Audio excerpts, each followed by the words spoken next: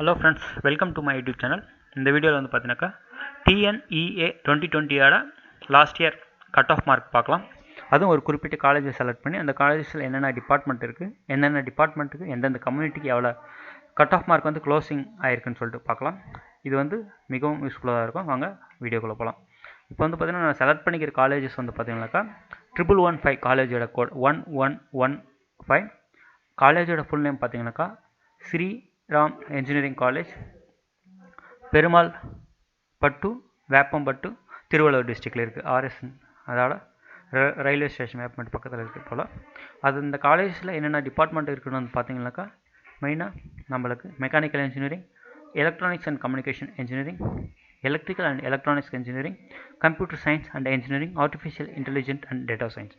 அதுக்கப்புறம் அந்தந்த ஒவ்வொரு டிபார்ட்மெண்ட்டுக்குமே எந்தெந்த கட் ஆஃப் மார்க்கில் க்ளோஸ் ஆயிருக்குன்னு சொல்லிட்டு பார்க்கலாம். Mechanical engineering for OC candidate 98 close ஆயிருக்கு.